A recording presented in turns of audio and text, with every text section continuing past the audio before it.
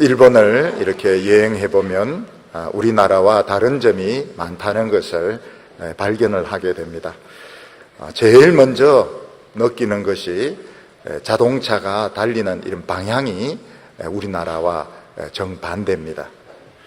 그래서 어떤 분은 일본에 간 지 얼마 안 돼서 운전하다가 휴게소에서 자다 깨보니까 누가 핸들을 떼갔더라 이렇게 이야기하는데, 그 핸들이 반대쪽에 붙어 있었던 것입니다.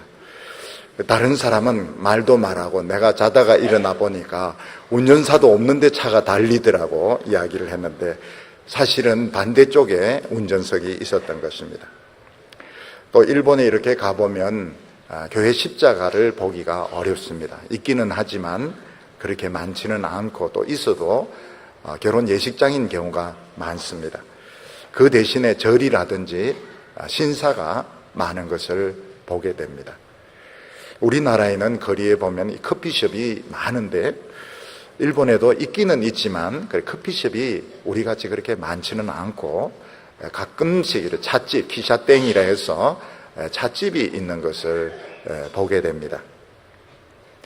가장 특징적인 것이 뭔가 하면, 우리나라는 사람이 죽으면 산에 매장을 해서 무덤을 만들기 때문에 산에 무덤이 많습니다. 비행기 타고 가다가 내려다보면 머리에 버짐이 있는 것처럼 무덤이 많습니다. 근데 일본은 산에 무덤을 만들지 않습니다.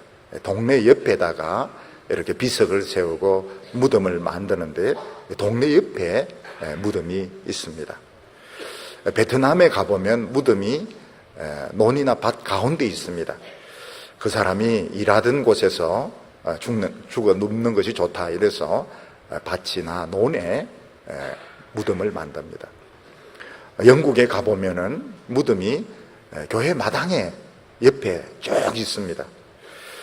그래서 거기 있는 목사님과 신부님에게 무섭지 않습니까? 이렇게 물어보면 뭐 다 형제고 자매인데 무서울 것이 뭐가 있느냐고 그런 식으로 이야기를 합니다. 에집트 사람들은 죽은 후에 내세에 관심이 많았습니다. 그래서 사람이 죽으면 물론 부자나 왕에 해당되지만 할 수 있으면 살아있을 때와 똑같이 만들어 주려고 애를 썼습니다. 그래서 이집트 사람들은 오래전부터 사람이 죽으면 미이라를 만들었습니다.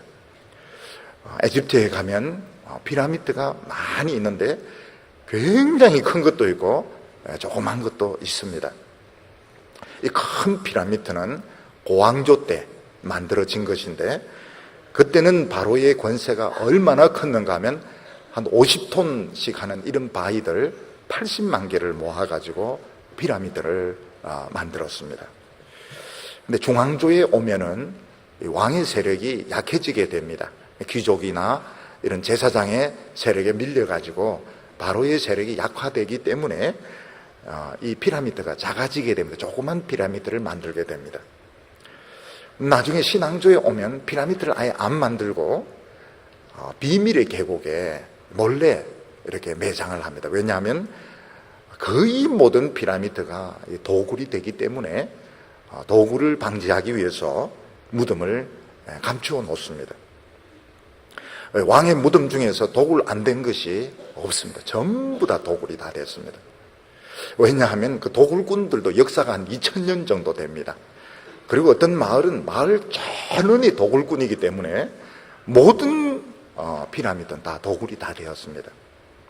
근데 그 중에 딱 하나가 도굴 안 된 것이 있습니다. 흙무더기에 파묻히는 바람에 도굴꾼들이 찾지 못해서 남아있었던 무덤이 하나 있었는데, 투탕카멘이라고 소년 바로입니다. 아주 젊어서 병으로 죽었고 힘도 별로 없었던 이런 소년 바로가 죽었을 때 이 무덤이 남아있었습니다.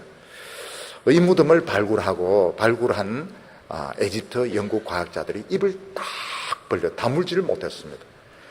왜냐하면 소년 바로고 힘도 없었는데 그 무덤 전체가 검이었습니다. 엄청난 양의 이 검이 그 안에 있는 것을 보았습니다. 그래서 이 소년 왕이 죽었는데 이 정도라면 옛날에 이 고황조 때 바로가 권세 있을 때 도대체 얼마나 많은 검을 넣었으며 얼마나 많은 검들이 도굴 당했는지 학자들은 짐작을 할 수 있었던 것입니다. 그런데 공교롭게도 투탕카멘의 무덤을 발굴했던 사람들이 다 죽었습니다. 그래서 미라의 저주, 바로의 저주 이런 이야기를 하곤 했는데, 또 누가 또 조사를 해봤더니 다 죽을만 하더라는 거. 늙었고 무슨 병 들었고 교통사고 당하고 무슨 미라의 저주가 있는 것이 아니고 다 죽을만 해서 죽었기 때문에 너무 그런 거 신경 쓸 필요가 없다, 이런 발표를 한 사람도 있었습니다. 중국 시안에 가면 진시황의 병마용이 있는데, 실물 사람의 크기보다 조금 더 큰 크기로 만든 군인들, 그리고 말들, 마차들 수백 개, 수천 개가 발굴이 되었습니다. 어떤 노인이 밭에서 일을 하다가 도자기 파편이 나오게 되었는데, 결국 조사를 해보니까 그게 진시황의 그 병마용이었습니다. 거기 보면 축구장 몇 개 크기 되는 그 사이즈에 정말 표정이 전부 다 다른 이런 도자기로 만든 군인들을 많이 묻어 놓았던 겁니다. 그거 다 깨진 건데 다시 이제 붙여가지고 이렇게 세워 놓았습니다. 근데 아직 발굴 안 된 이런 병마용이 수백 개가 땅 속에 있는 겁니다. 아직 파내지 않고 그냥 그대로 두고 있는 이 병마용이 하나만 해도 축구장 한 몇 개 정도 되는데 몇백 개가 발굴도 안 된 상태에 땅 속에 있다고 이야기를 하고 있습니다. 근데 저는 한번 생각을 해봤습니다. 진시황이 그 앞에는 사람을 죽여서 묻었는데 왜 이 진시황은 도자기를 만들어서 넣었을까? 흙으로 구워서 군인들을 넣었을까? 참 진시황이 사람의 생명을 아끼는 모양이다, 이렇게 생각했는데 그게 아니고, 사람은 썩으니까 썩지 않도록 흙으로 구워가지고 그 많은 군인들, 말들을 땅 속에 묻어두었던 것입니다. 이 세상에는 새로 태어나는 어린 생명들도 많지만 또 매일 그만큼 많은 사람들이 죽어가고 있습니다. 언젠가는 우리도 한 사람도 빼놓지 않고 언젠가는 다 죽어야 될 텐데, 우리는 이 죽음에 대해서 별로 생각이 없습니다. 죽음에 대해서 전혀 지금 준비 없이 살아가다가 100세 인생이다, 100살까지 놀 생각하다가 어느 순간 갑자기 죽으면서 삶을 후회하게 되는 것입니다. 우리는 생각을 해야 됩니다. 사는 게 도대체 뭐냐? 그리고 죽는 것이 뭐냐? 죽으면 나는 어떻게 되고 또 무엇이 나를 기다리고 있느냐? 이것을 정리를 해둘 필요가 있는 것입니다. 근데 죽음에 대해서 분명히 말하고 있는 말씀은 성경책밖에 없습니다.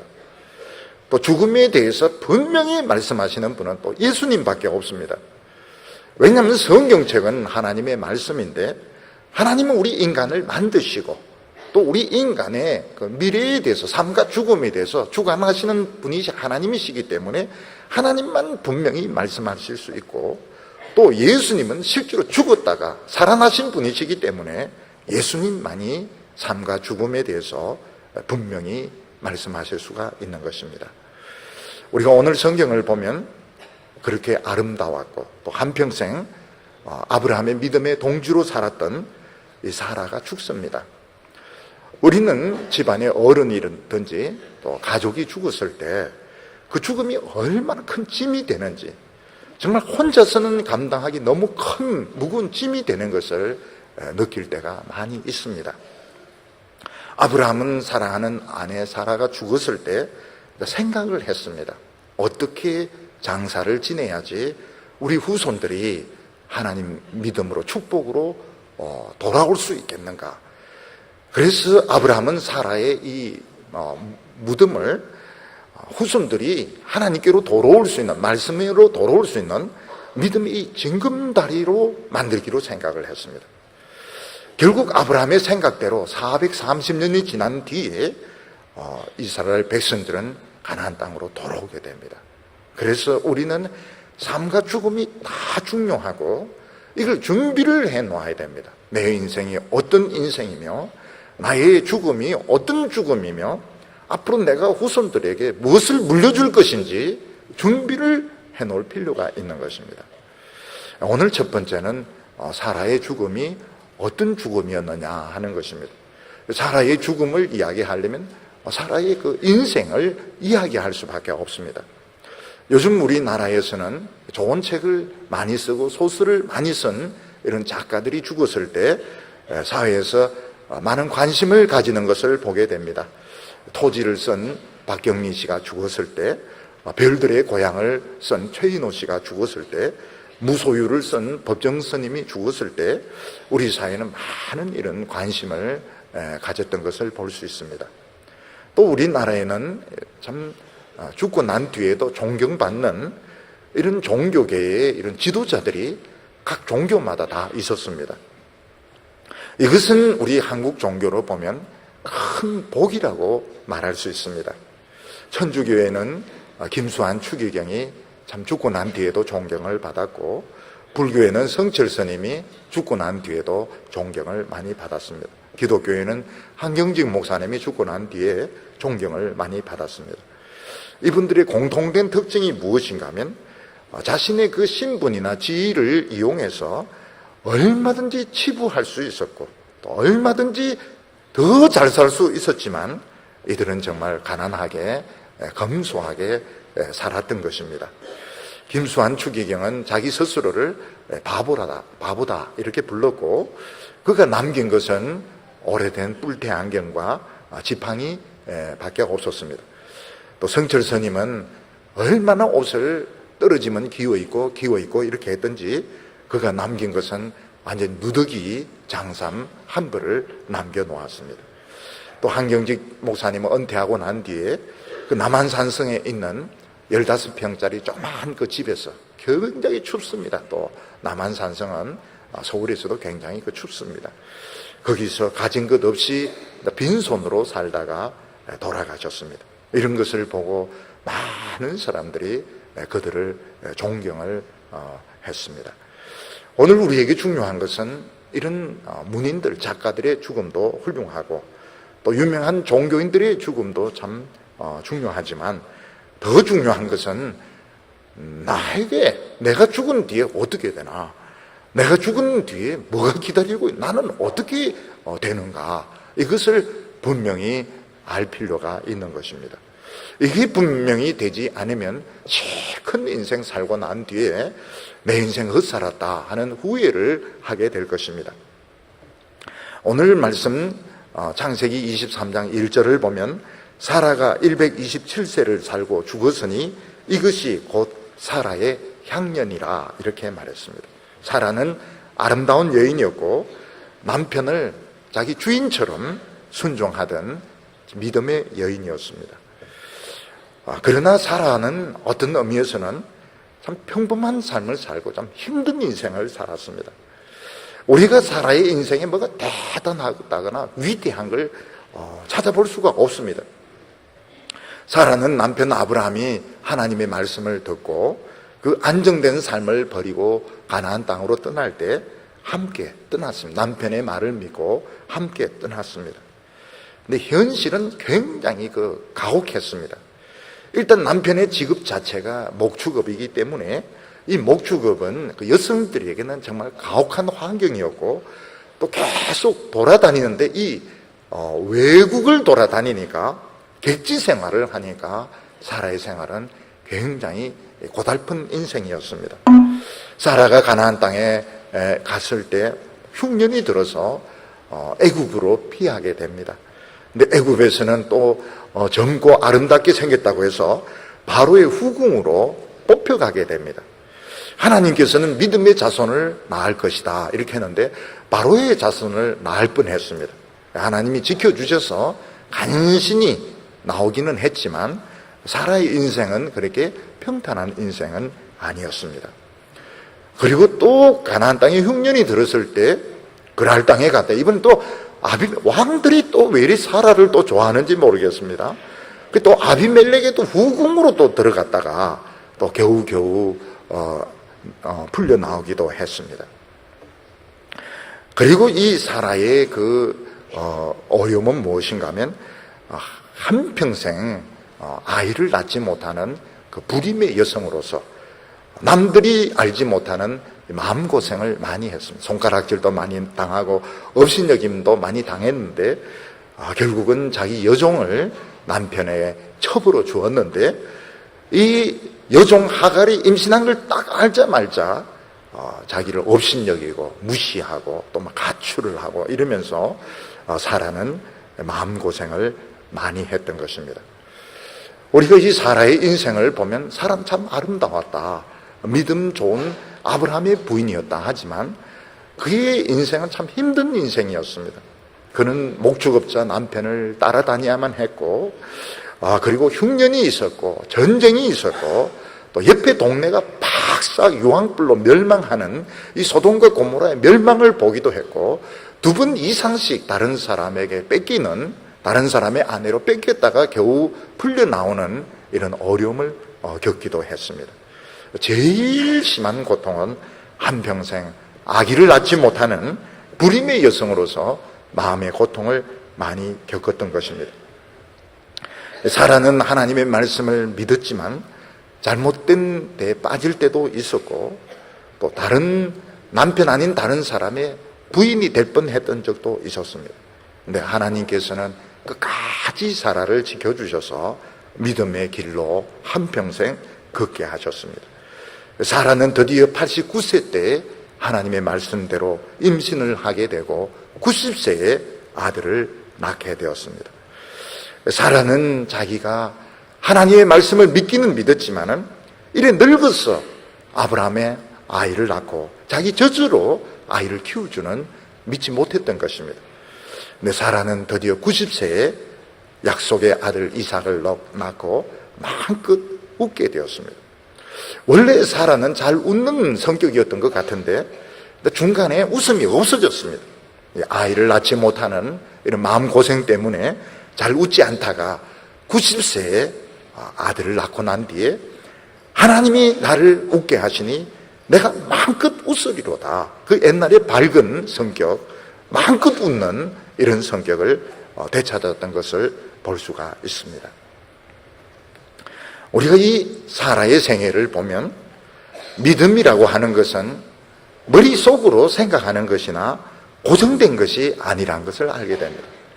오늘 많은 사람들은 믿음은 머리로 생각하는 이론적인 것을 생각하고 고정된 것으로 생각하는데 아브라함과 사라의 인생을 보면 믿음은 역동적인 것이고 그들의 사는 인생 자체가 이 믿음인 것이지 무슨 책을 읽고 머릿속으로 이론적으로 생각하는 이런 신앙이 아니었던 것입니다. 우리가 이 세상에 믿음으로 산다 하는 것은 그냥 하나님을 믿고 누릴 건 다 누리고 호의호식하고 좋은 거 다 가지는 이런 것이 믿음이 아닙니다. 믿음이라고 하는 것은 마치 무대 위에서 연주하거나 연기하는 것과 같은 것입니다. 유명한 연주자들, 성악가들은 뉴욕에 있는 카네기 홀이나 또 서울에 있는 예술의 전당에서 발표회 하는 것을 최고의 영광으로 생각할 것입니다. 마찬가지로 우리가 이 세상에 사는 것은 그냥 공부하고 결혼해서 아이들 낳고 돈 벌고 아이 키우고 하는 것이 아니고 우리는 하나님의 말씀을 가지고 믿음의 연주를 하고 있는 것이고 연기를 하고 있는 것입니다. 드라마나 영화를 보면 많은 배우들이 나오지만 똑같은 것이 아닙니다. 거기에 주연 배우가 있는가 하면 조연도 있고 엑스트라도 있습니다. 아브라함과 사라는 하나님의 이 드라마에서 주인공으로 살았던 사람들입니다. 주인공이 뭐가 다르냐? 주인공은 일단 영화나 드라마에서 말이 많습니다. 말을 제일 많이 하는 사람이 주인공입니다. 이 엑스트라는 거의 말이 없습니다. 왜냐하면 엑스트라는 곧 죽을 거기 때문에 또 한 대 맞고 빨리 없어져야 되기 때문에 엑스트라는 대본이라는 게 필요가 없습니다. 근데 주인공은 이 대본을 다 외워야 되고 그냥 외운다고 해서 되는 것이 아니라 자기 것으로 소화를 해서 극중 인물과 자기를 완전히 이렇게 일치시킬 때 좋은 주연 배우가 될 수 있는 것입니다. 마찬가지로 이 세상에 수많은 사람들이 살지만 다 주인공이 아닙니다. 누가 주인공인가 하면 하나님의 말씀을 많이 이 대본이니까 자기 것으로 가지고 이걸 완전히 소화해서 하나님의 말씀대로 사는 그 사람이 주인공인 것입니다. 하나님의 말씀하고 상관없이 자기 멋대로 사는 사람은 엑스트라입니다. 엑스트라지 절대로 주인공이 될 수가 없습니다. 그런 의미에서 사라는 드라마의 주인공으로 살았던 사람입니다. 사라는 127세를 살았는데 127세라고 하는 것은 이삭을 낳고 37년을 더 살은 것을 말합니다. 이 37년 동안 사라는 이삭의 보호자로서 살다가 죽었습니다. 나중에 사도 바울은 갈라디아에서 뭐라고 말하고 있는 사라는 우리 믿음의 어머니라고 말하고 있습니다. 다시 말해서 이스마엘도 아브라함의 아들이고 이삭도 아브라함의 아들인데 이스마엘과 이삭의 지위는 뭐로 달라지느냐? 어머니에 의해서 달라지는 것입니다. 우리나라도 마찬가지입니다. 옛날에 우리나라도 아버지는 똑같아도 본부인에서 나오는 그 태어난 자녀들이 정식 아이가 되고 첩에서 태어나는 사람들은 서출이 되는 것입니다. 마찬가지로 이스라엘에도 아버지는 똑같아도 자녀의 신분은 어머니에서 달라지게 되는 겁니다. 이스마엘도 아브라함의 아들이지만 그는 종의 자식이었기 때문에 하나님의 축복을 상속하지 못합니다. 이삭은 어머니가 사라 본부인이기 때문에 늦게 태어나고 어렵고 형으로부터 많은 고통을 받았지만 하나님의 축복을 상속하게 되었던 것입니다. 회사에 가보면 대기업체 직원들 보면 학벌이 굉장합니다. 그리고 일을 시켜놓으면 얼마나 일을 잘하는지 모릅니다. 아무리 일을 잘해도 직원은 직원입니다. 근데 그 집에 이제 사장 아들 보면 직원들처럼 일을 못하고 어리기도 하고, 어떤 때는 땡깡을 부리기도 하고 이러지만, 나중에 회사를 상속하는 거 보면 아들이 상속합니다. 직원은 상속 못합니다. 명퇴해가지고 나가버리게 되지만, 그 아들은 그 회사를 물려봐요. 왜냐하면 아들이기 때문에. 마찬가지로 우리가 믿을 때에 그 믿는 신앙이 굉장히 중요합니다. 요즘 이 개신교 목회자나, 개신교 우리 기독교를 말하는데요, 기독교 목회자나 교인들 중에서도 보면 타 종교의 그 경건이나 영성이 멋있다고 해서 흉내를 내고 복장도 막 흉내를 내고 이러는데 그거 조심해야 됩니다. 그거는 종이 되는 것입니다. 우리가 어떤 행위를 가지고 구원받으려고 하면 이거는 종이 되는 것입니다. 하나님께서 우리에게 원하시는 것은 믿음입니다. 하나님의 말씀을 믿고 순종할 때에 우리는 축복의 상속자가 되는 것입니다. 그래서 사라는 우리 이 복음의 이 상징, 영원한 상징으로서 우리에게 그 빛을 보여주고 있습니다. 오늘 두 번째로 이 사라를 어떻게 장사를 지내냐 하는 문제가 생기게 됩니다. 아브라함은 사라의 죽음에 애통을 했습니다. 127세나 살았으면 오래 살았는데도 애통을 했는데 그것은 그의 죽음에 대해서 존경을 표하는 것입니다. 한평생 하나님을 믿고 산 것에 대한 존경의 의미로 사람이 돌아가시면 애통을 하게 됩니다. 23장 2절을 보면 사라가 가나안 땅 헤브론 곧 기럇 아르바에서 죽음에 아브라함이 들어가서 사라를 위하여 슬퍼하며 애통하다가, 우리 예수 믿는 사람에게는 놀라운 약속이 있는데 그것은 우리가 죽어도 결코 죽지 않는다는 것입니다. 예수님께서 약속하시기를 나는 부활이요 생명이니 나를 믿는 자는 죽어도 살겠고 살아서 나를 믿는 자는 영원히 죽지 아니하리라, 이렇게 약속을 하셨습니다. 이 세상 사는 사람들은 다 한 번은 죽게 되어 있고 죽으면 이제 더 이상 생명이 없습니다. 근데 예수 믿는 사람들은 죽으면서 바로 영생으로 연결되게 됩니다. 더 완전한 영광과 축복 가운데 빨려 들어가게 됩니다. 그래서 예수 믿는 사람들이 그 죽는 순간은 진짜 짧은 겁니다. 죽는 것과 동시에 더 큰 축복의 세계로 들어가기 때문에 굉장히 짧습니다. 그래서 예수님께서는 죽지 않는다, 영생이 있다고 말씀을 하셨습니다. 예수 믿는 사람과 안 믿는 사람, 죽음에서 엄청난 차이가 있게 됩니다. 예수님께서는 어떤 한 소녀, 10대 소녀가 죽었을 때 울지 마라, 잔다 이렇게 말했습니다. 잔다고 하는 것은 우리 육체가 그냥 가만히 있기 때문에 나중에 깨어날 거기 때문에 육체로 다시 살 것이기 때문에 잔다고 이렇게 표현하셨지만 우리의 영혼은 하나님 앞에서 더 살아요. 더 활기 있고 더 건강하고 더 충만한 가운데 우리의 영혼은 살아 있습니다. 그럼에도 불구하고 우리 예수 믿는 부모님이나 형제들이 돌아가셨을 때 우리가 눈물을 흘리고 애통하는 것은 그가 믿음으로 한평생 산 것에 대한 그 존경의 의미를 나타내는 것입니다. 또 이 세상 그 많은 고난 가운데 묵묵하게 믿음으로 승리한 것에 대해서 존경을 나타내는 것입니다. 또 인간적으로 우리가 잠시 헤어져 있어야 되는 것에 대한 그 애석한 마음, 아쉬움을 나타내는 것입니다. 그래서 우리는 성도들이 이렇게 죽었을 때 우는 것은 부활을 못 믿어서 그런 것이 아닙니다. 오히려 부활을 더 믿지만 한평생 믿음으로 살고 귀한 봉사한 분에 대한 존경의 의미로 우리는 애쓰게 하는 것입니다. 어떤 분은 보면 나이가 많아서 돌아가시면 호상이다 이래서 막 웃고 손뼉 치고 떠들고 뭐 이러는데 그것은 경박한 것입니다. 아무리 나이가 드셔서 돌아가셨다 하더라도 예의를 지킬 것은 지켜야 됩니다.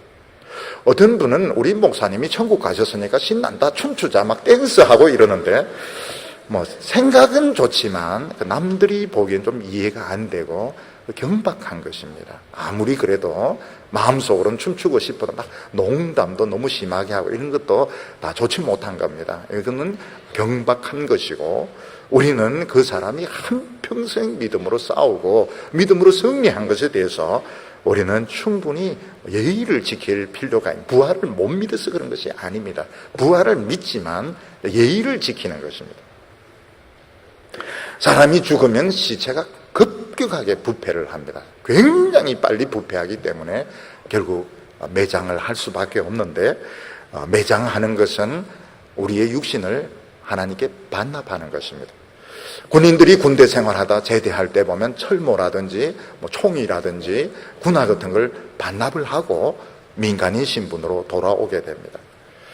우리 예수 믿는 사람들도 죽으면 이 육신을 하나님 앞에 반납을 합니다. 그래서 매장을 하든지 화장을 하든지 이런 장례 절차는 우리 육신 하나님께 반납하는 것인데 참 놀라운 것이 뭔가 하면 아무리 벤츠 자동차 이런 것들도 20년 30년 쓰면 막 고장이 나고 터들거리는데 하나님께서 우리 육신을 60년 70년 80년 살아도 막 크게 부속품 안 갈고 막 이빨 조금 떼우고 뭐 이렇게 심장도 그냥 그대로 엔진도 그냥 그대로 가지고 사는 것을 보면 참 하나님께서 우리 육신을 얼마나 잘 만드셨는지 우리가 감사를 하게 됩니다.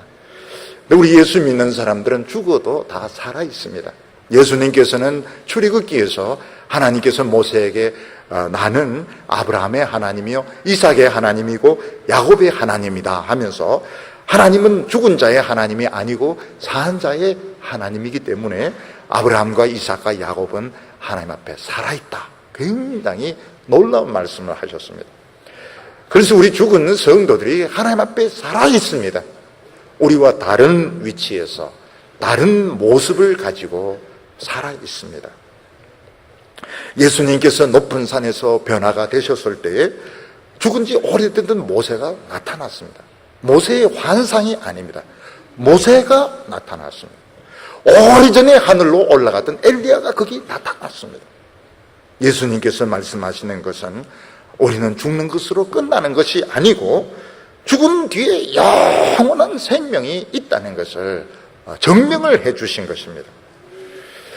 그래서 우리 성도들은 이 세상에 살면서 이 세상이 마치 전부인 것처럼 여기서 모든 것을 다 가지고 모든 것을 다 누리려고 하면 안 됩니다.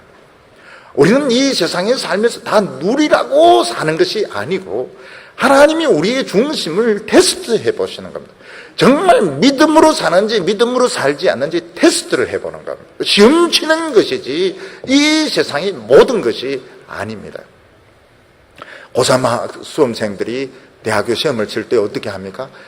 영화 보고 싶어도 안 보고, 텔레비전 보고 싶어도 안 보고, 자고 싶어도 안 자고 참 고생을 많이 합니다. 고생을 많이 해가지고 결국 대학교에 합격을 해서 대학생이 되어서 다닙니다. 근데 고3 때 놀 거 다 놀고, 잘 거 다 자고, 먹을 거 다 먹고, 안 먹을 것까지 먹고, 이렇게 되면 결국은 불합격이 되는 것입니다. 마찬가지로 우리는 지금 수험생입니다. 고3 수험생만 수험생이 아니고 우리도 수험생입니다. 우리도 지금 천국에 들어가기 위해서 하나님 우리를 지금 테스트를 해보고 계시는 것입니다.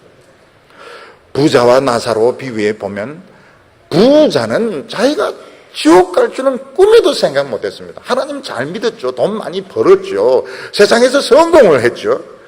장래까지 막 멋지게 했는데 딱 죽으니까 지옥에 가 있는 겁니다. 너무 뜨거워요. 왜 이렇게 뜨거운가 이리 보니까 누가 이래 온도를 올려놨나 이리 보니까 이 지옥인 겁니다.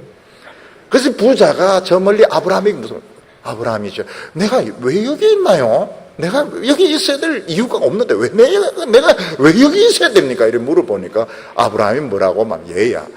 너는 세상에서 다 가졌잖아. 세상에서 먹을 거 다 먹고 누릴 거 다 누리고 즐길 거 다 즐겼으니까 넌 불합격이야. 떨어졌기 때문에 지금 거기 뜨거운 데 있어야 된다고. 나사로는 세상에 가진 것이 아무것도 없잖아. 그리고 믿음에 합격했기 때문에 여기서 낙원에서 복을 누린다고 말씀을 하고 있습니다. 우리가 이 세상에서 내 하고 싶은 대로 다 하고 누리고 싶은 것 다 누리면 이게 벌써 불합격한 겁니다. 할 수 있어도 안 하고 정말 하나님이 뭘 원하시나 참고 고3 수험생처럼 참고 인내하고 기다려야 그 사람이 구원을 받을 수가 있는 겁니다. 이 아브라함은 이 사라의 육신을 이제 매장을 해야 되는데 어떻게 장사를 지낼까 이렇게 생각을 하다가 믿음의 방식으로 사라를 장례를 지내기로 했습니다. 원래 사람들은 특히 한국 사람들은 고향에서 집에서 죽는 것을 제일 복되다고 생각하고 특히 이제 타지에나 여행하다가 죽으면 객사다 이래서 참 안 좋은 것으로 이렇게 생각을 합니다.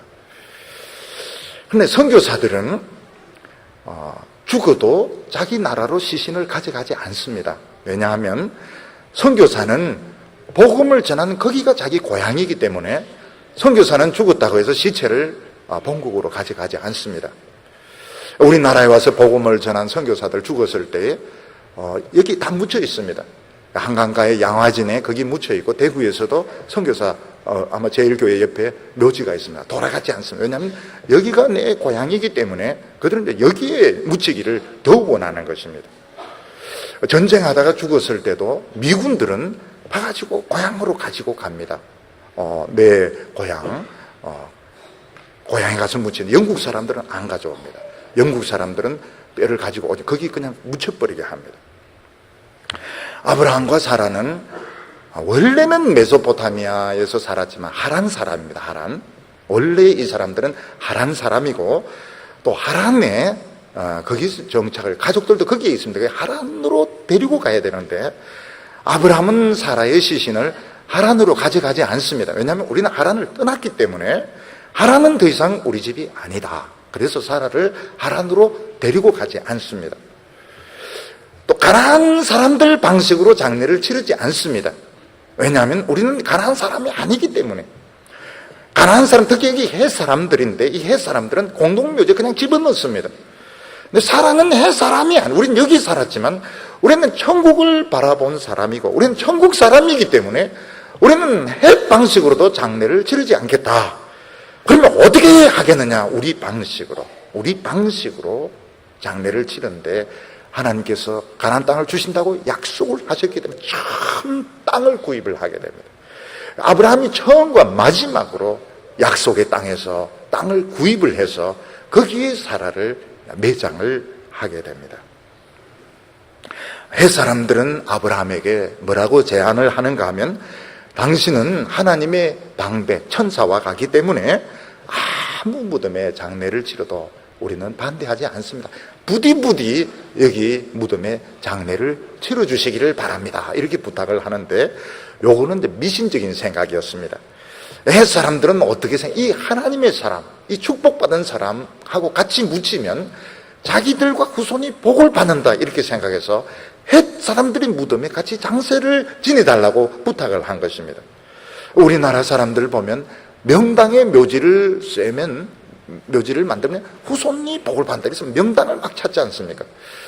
명당도 보니까 뭐 사람 생각에 따라서 명당일 수도 있고 아닐 수도 있고 이런데, 어느 한 곳은 이제 명당이라 해서 땅을 파보니까 밤에 몰래 와서 묻어놓은 얌체 시체가 한 3개 정도 나오더라는 겁니다. 복 받으려고. 참 못됐죠. 아브라함은 사라를 햇사람 묘지에 장사했으면 간단합니다. 그러나 아브라함은 이거는 안 된다. 왜냐하면 사라가 한평생 믿음으로 살다가 죽었는데, 이 죽음을 후손들이 하나님의 축복으로 돌아올 수 있는 징검다리, 믿음의 징검다리로 만들어야 된다, 이렇게 생각해서 돈을 주고 굴과 밭을, 출입하려면 밭이 있어야 되니까 굴과 밭을 삽니다. 그래서 사라를 거기 장사 지내고, 아브라함이 죽으니까 이삭과 이스마엘이 아버지를 거기 장사를 지냅니다. 또 이삭이 죽으니까 야곱과 에사가 아버지를 거기 또 장사를 지냅니다. 또 야곱이 죽으니까 애굽 땅에서 죽지만 자손들이 아버지를 운구해가지고 그 무덤에 넣습니다. 그리고 요셉은 뭐라고 하니까, 나를 미라로 만들어라. 그래서 출애굽할 때 이 미라를 들고 나오라는 겁니다. 그래서 이스라엘 백성들 모세가 출애굽할 때 요셉의 미라를 들고 나옵니다. 그런데 여기에 묻지는 않습니다.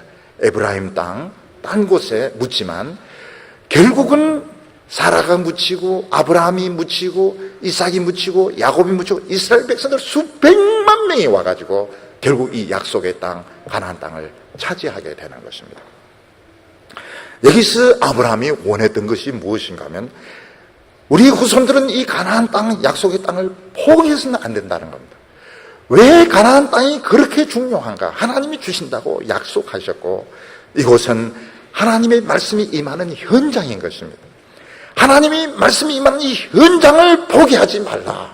세상에 아무리 잘 먹고 잘 살아도 이 약속의 땅, 말씀이 임하는 현장을 포기하지 마라. 그래서 아브라함은 사라를 고향으로 데려가지 않고 햇사람의 방식으로 장례 지내지 않고 새로 굴을 사고 밭을 사서 새 무덤을 만들었던 것입니다. 요즘 부모님 보면 자식들이 어떻게 하든 이 세상에서 굶지는 않도록 돈을 물려주기도 하려고 하고, 집을 물려주기도 하려고 하고, 공부를 시키려고 애를 쓰기도 하는데, 제일 중요한 것이 무엇인가 하면 이 자식들이 말씀을 붙들고 살도록 요 징검다리를 놔줘야 되는 것입니다. 하나님의 말씀을 붙들고 이 세상을 믿음의 현장으로 만들어라. 드라마로 만들어라. 드라마틱하게 살아라. 하나님 말씀 붙들고 멋지게 살아라. 이걸 좀 물려줘야 되는 겁니다. 집을 뭐 한 채 물려주고 돈을 물려주고 이런 것보다도 이 세상을 말씀이 임하는 현장으로 만들어라. 이 세상을 하나님의 약속의 땅으로 만들어라. 이 정신을 이제 물려줘야 되는 겁니다. 오늘 여기 세 번째로 보면 아브라함이 이 땅 흥정하는 내용이 자세하게 소개가 되고 있습니다. 우리가 이것을 보면 이 당시에는 땅을 이런 식으로 매매했구나. 그리고 왜 이런 것을 자세하게 적어 놓았을까? 이런 의심이 들기도 합니다. 근데 중요한 것이 뭔가 하면 이 동굴 묘지가 그냥 묘지가 아닙니다. 믿음으로 한평생 살다가 죽은 이 사라의 묘지였고, 후손들이 계속 찾아오다가 대출애굽의 부흥을 일으키는 뇌관인 겁니다. 뇌관. 폭탄의 뇌관인 겁니다. 원죄 폭탄의 뇌관으로서 이 무덤을 만들었던 것입니다. 그리고 여기에 이렇게 흥정한 것을 이렇게 적어 놓은 것은 이게 영수증입니다. 우리가 물건을 환불을 하려고 하면 영수증을 가지고 가야 되듯이, 근데 이 영수증이 뭔가 하면 이 거래했던 이 이야기들을 적은 이 이게 영수증인 겁니다. 이 기록이 남아있기 때문에 헷 족속과 가나안 족속은 영원히 이 굴과 땅을 자기 것으로 요구할 수 없습니다. 영수증이 딱 남아있으니까요. 아브라함은 헷 족속들을 다 불러가지고 이 에브론이라는 사람 그 굴 앞에서 이야기를 합니다. 보니까 이 굴이 내 죽은 아내 사라를 장례를 하는데 좀 적합한 것 같으니까 내가 이 굴과 이 앞에는 출입을 하려면 이제 입구가 있어야 되니까 이 밭을 샀으면 좋겠다. 이렇게 이야기하니까 그 굴 임자, 그 헤브론이 거기 있습니다. 그 사람이 뭐라고 말합니까? 당신은 하나님의 종이고 천사 같은 사람인데 내가 어떻게 이 굴과 이 땅을 당신에게 팔 수 있겠습니까? 그저 드리겠습니다. 공짜로 드리겠으니까 그냥 마음껏 장례를 지르십시오. 에브론이 막 크게 나옵니다. 그 말을 믿어야 될까요? 안 믿어야 될까요? 지금 막 장례를 지르는데 막 너무 시원시원하게 굴도 주고 밭도 주고 이렇게 할 테니까 마음껏 장례 그냥 드리겠다는데 그럼 믿어야 됩니까? 안 믿어도 됩니까? 대답을 왜 안 하십니까? 믿어야 됩니까? 말아야 됩니까? 믿으면 큰일 납니다. 큰일 나요. 이런 말 믿으면 큰일 납니다. 큰일 나요. 절대로 믿으면 안 됩니다. 근데 선교사님들이 한 번씩 겪죠. 이제 인도나 다른 데 가가지고 예배당을 짓겠다, 학교를 세우겠다. 너무 땅값이 싼 겁니다. 그래서 교인들 막 열심히 헌금해가, 그래도 계속 현금에 보내십시오. 열심히 현금에가 샀는데 나중에 보니까 외국인들은 땅을 차지할 수 없는 겁니다. 거래가 자체가 안 되는, 이중으로 팔아먹는 겁니다. 그러니까 이 선교사나 이런 경우에는 이런 걸 참 조심을 해야 됩니다. 너무 싸다, 너무 잘해준다, 이럴 때는 이걸 이제 조심을 해야 되는 겁니다. 한 목사님이 저에게 대구에 내려오기 직전입니다. 그 연변 과기대 그 만들 때 중국은 분명히 100억 불이면 된다 했는데 나중에 보니까 1000억 불 넘게 들더라는 겁니다. 그래서 공산주의자들과 이리 할 때는 조심을 하시라고 그런 이야기를 저한테 했습니다. 그러니까 이 막 너무너무 시원시원하게 이 굴도 드리고 밭도 드리고, 그때 아브라함이 제일 좋아하는 게 뭔가? 여호와 이레 아닙니까? 여호와 이레 하나님 예비하시군. 이거 안 되는 겁니다. 안 돼요. 왜 안 되느냐? 그때는 그렇게 해놓고 장례 치르고 나서 뭐라고 말합니까? 시체 빼라는 거예요. 시체 빼라. 방 빼라고 나옵니다. 아니면 이제 장례를 치를 때 이 핑계 저 핑계 대가 계속 방해를 합니다. 그래서 이런 것을 너무 쉽게, 너무 공짜로 이런 것을 받아들이면 안 됩니다. 조심을 해야 됩니다. 아브라함은 이미 이제 겪어봐서 산전수전 다 겪어봤기 때문에 이걸 압니다. 그래서 에브론에게 그래 하지 말고 내가 돈을 쳐줄 테니까 정당하게 가격을 매겨라, 이러니까 에브론의 본심이 나오게 됩니다. 14절과 15절 보면 에브론이 아브라함에게 대답하여 가로되 내 주여 내게 들으소서, 땅값은 은 400세겔이나 나와 당신 사이에 어찌 교개하리까? 당신의 죽은 자를 장사하소서. 이거 시가는 400세겔인데 내가 어떻게 돈을 받겠습니까? 그냥 드리겠습니다. 완전 바가지입니다. 시세는 40세겔도 안 되는 거예요. 이 에브론이 아브라함이 하나님을 믿고 타지니까 10배로 바가지를 씌운 겁니다. 그러니까 처음에 이 공짜로 막 주겠다고 이렇게 할 때 이걸 딱 조심을 해야 되는 겁니다. 이 사람의 본심이 뭔가 10배를 지금 뜯어내는 겁니다. 근데 아브라함은 어떻게 하면 아무 소리 하지 않고 사람들이 보는 그 앞에서 완전 바가지인데 400세겔을 딱 따라서 딱 줍니다. 에브론은 너무너무 신났죠. 야, 참 이 하나님 백성들하고 땅 거래하면 완전히 이거는 건지는 거구나. 근데 실제로는 그렇지가 않습니다. 헷 사람들이 손해보는 겁니다. 왜냐하면 이 동굴 하나지만 이 동굴에 믿음의 사람들이 계속 들어옵니다. 믿음의 징검다리입니다. 결국은 430년 뒤에 이스라엘 백성들 수백만 명이 들어와서 가나안 땅을 다 차지하는 겁니다.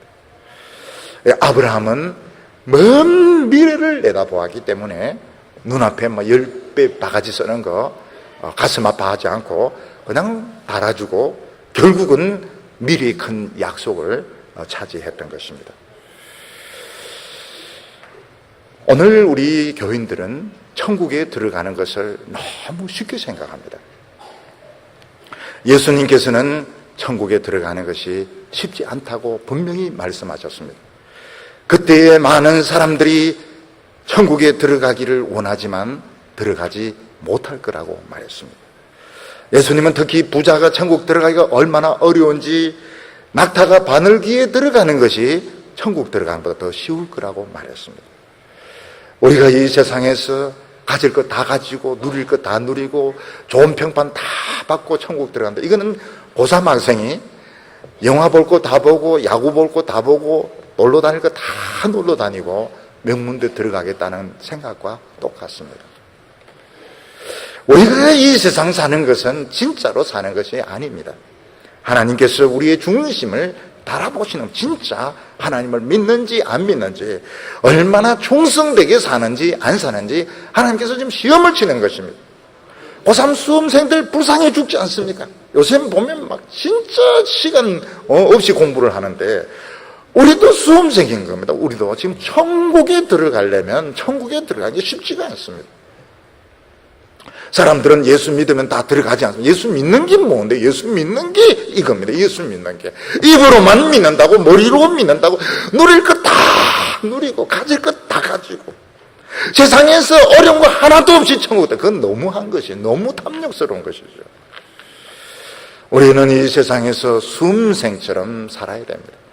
때로는 손해도 보고 욕도 얻어먹고 내 하고 싶은 대로 못하지만은 하나님의 말씀에 끝까지 충성될 때에 하나님은 영생의 복을 주시겠다고 약속하셨습니다.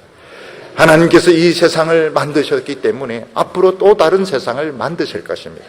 하나님께서 우리에게 이 한 번의 인생을 주셨기 때문에 또 다시 새로운 인생을 틀림없이 주실 줄로 믿습니다. 예수님은 이 세상에 살 때 너무 바보같이 살아, 그 뛰어난 학식을 가지고 그 뛰어난 능력을 가지고 예수님은 바보처럼 십자가에 못 박혀 죽으셨지만 죽음에서 부활하셔서 천국 문을 열어놓으셨습니다. 우리에게 천국이 오게 했습니다. 우리가 이 세상에 사는 것은 연주를 하는 것입니다. 많은 사람들은 자기가 관객이기 때문에 남을 평가합니다. 저 사람의 신앙은 털려먹어서 저 목사는 어때? 그것은 관중이 하는 것이지 선수나 연주자는 그럴 정신이 없습니다. 우리가 남을 평가하고 남의 점수를 매기고 이럴 만큼 우리가 여유가 있지 않습니다. 많은 사람들은 관중처럼 과자를 먹어가면서 팝콘을 먹어가면서 한국 교회가 이러니 저러니 목회자가, 그 다 관중들이 하는 소리고 우리는 지금 그럴 만한 여유가 없습니다. 우리 사랑하는 성도 여러분, 엑스트라의 믿음을 가지지 말고 주연으로 사시기를 바랍니다. 하나님의 말씀, 그 많은 말씀을 다 소화를 해서 이 세상에서 멋지게 살아서 영원한 천국의 복을 받는 성도들 되시기를 축원합니다. 기도드리겠습니다. 거룩하신 하나님 아버지, 우리가 이 세상에 태어나서 사는 것만 해도 너무 감사한데 영원한 새로운 생명을 약속해 주심을 감사합니다. 우리가 믿노라 하면서도 우리가 저 천국을 바라보지 못하고 이 세상만 쳐다보고 살 때가 너무나도 많았습니다. 오늘 우리의 눈을 열어주시고 이 하나님의 말씀을 붙들고 영원한 천국의 상급을 향하여 나아가는 축복의 성도들 되게 하여 주시옵소서. 예수님의 이름으로 기도하옵나이다.